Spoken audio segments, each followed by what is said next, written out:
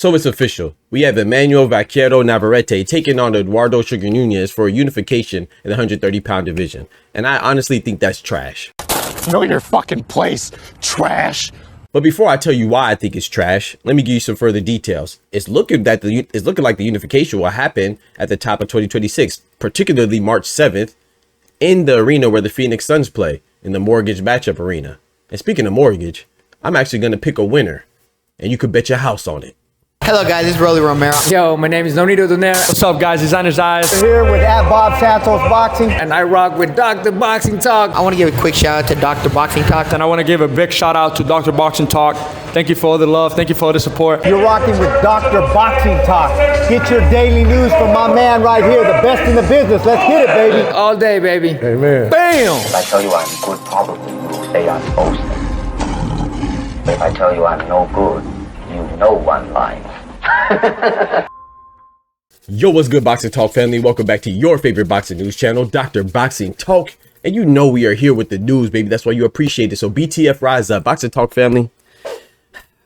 I got some news that would otherwise be great news. You know I love unification. Some people say that I even put too much emphasis on the belts and accolades, but I like the hardware, so do the fighters. You know, I'm not saying it means everything, but gosh dang it, it means something. So traditionally, historically, I would be jumping for joy because the WBO 130-pound Mexican champion Emanuel Navarrete is looking to unify with another fellow Mexican champion, the IBF Eduardo Nunez. And this will be dope because you know me, I think that every division that has 4 champions, that's ridiculous. They should unify. You know what I'm saying? They should look to consolidate. And I'm not saying that it's ridiculous because the guys are good. I'm saying because they are good and we want to see the great fight. So, you know, at 130, we have the WBC champion, Oshiki Foster, the American who's taking on Stephen Fulton, right? We have the WBA American champion, Lamont Roach, who's taking on Isa Pitbull Cruz, right? Next. And then we have Eduardo Nunez for the IBF.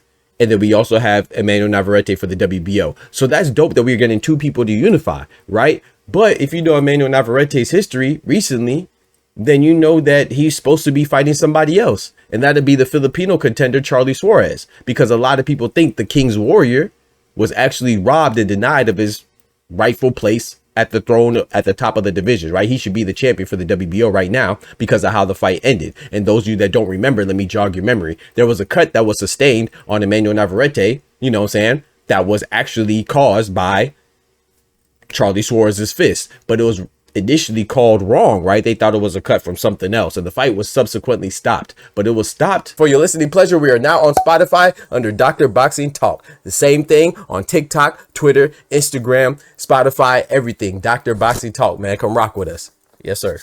Yes, ma'am. To where if it was actually called a punch, which it actually was, if it was ruled a punch, then it would have been Charly Suarez victory, right? But they actually said it wasn't from a punch. And so, as you know, it went crazy right then. And, you know, and they even gave Emanuel Navarrete the victory initially.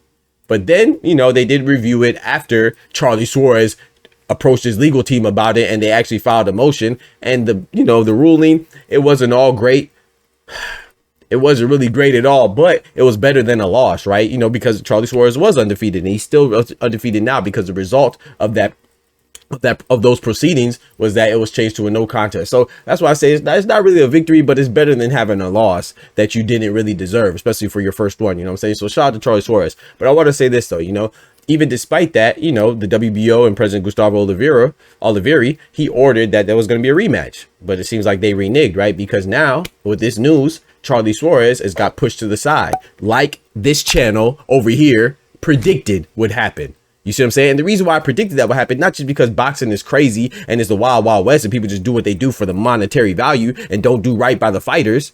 I predicted that he would be pushed to the side because Emanuel Navarrete has been moving kind of shaky lately. And I like Emanuel Navarrete, but he had a draw with Hapsa Kasesau and he never, you know what I'm saying? He never revisited that. Not saying it's his fault, not saying it's Kasesau's fault, but it wasn't revisited. And then after that, he had a loss to Denise Berinchik when he tried to move up to 135 for that vacant WBO belt, and it was unsuccessful. And then his next fight, He fought Oscar Valdez again for no gosh dang reason, and he stopped him. That's a good win, but he already beat Valdez. Nobody asked for that fight. I don't even know why they did that to poor man Valdez. You see what I'm saying? Shout out to Oscar Valdez. Not saying a pity party, but everybody knew that what was going to happen, and it happened. You know, Navarrete stopped him, and then his next fight after that was against Charly Suarez that I already covered earlier in the video, and he got out by the skin of his teeth. So Emanuel Navarrete has not been looking good in his last 4 fights. So that's why I told you at the intro that I would pick somebody and I'd put the house on it in the mortgage center when they fight.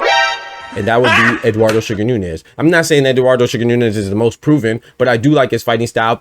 I want to be clear too. This is going to be a great fight. I'm not mad at the fight. I'm mad at the circumstances in which it's going to transpire and come into fruition. It's going to push Charly Suarez to the side. You see what I'm saying? But traditionally, it's going to be both the Mexican champions. It's going to be an all Mexican war, so people are going to be excited for it, and it's going to deliver. You know that, and I think that Emanuel Navarrete, even though I said that he's been looking shaky lately, I think that he always has a good chance to win. He's a fighter. You know, they're going to fight. So it's not going to be an easy fight for Sugar Nunez, but I'm just going off of the current streak that Sugar Nunez is on, and I have no real reason to pick Navarrete right now. But it's going to be a great fight, man. They're both great champions, but I just think that it's almost criminal what's happening to Charly Suarez. And I know you're going to be like, hold on, but Doc, didn't Charly Suarez have to receive step-aside money? Yes, you are correct if you're saying that. Charly Suarez did receive some compensation for stepping aside. But let's be honest, right? Charly Suarez, who doesn't have a big backing, he's from the Philippines. Do you think that he really chose and decided to willingly take a package to step aside?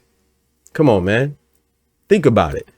You could say that he chose to take step aside money, but you know that compensation package was probably put forth as an ultimatum, like he had no choice. I bet you that if he didn't take it, they probably would have found some way to get him out the rankings. You see what I'm saying? So sometimes you do have a choice, but I find it very hard to believe that Charly Suarez would file a motion to get a rematch and then not want to jump on the rematch immediately. So like I said, it's not that bad. We're going to overlook it because that's what we do. And let's be honest, right?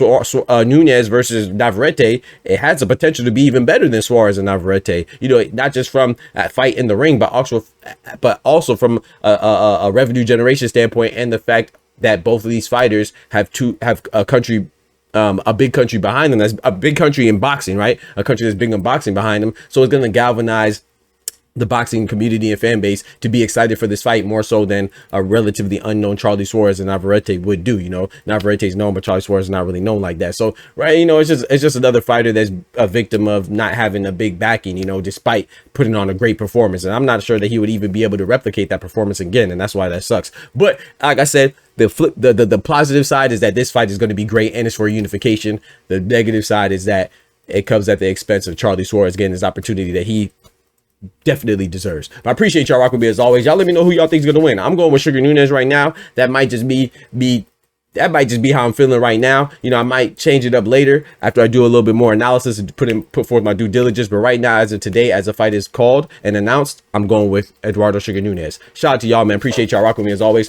Don't forget to smack that like button. But most importantly, remember, with God, we can do anything. Without God, we're nothing. You know what I'm talking about? NTB, baby. Y'all be easy. The doctor's out. Peace. From the hood to college, both worlds they had to meet. 6 degrees between us, so cold we're about to freeze. But we're Florida boys, hot takes, we bring the heat. We're moving the culture, the engineers to the streets.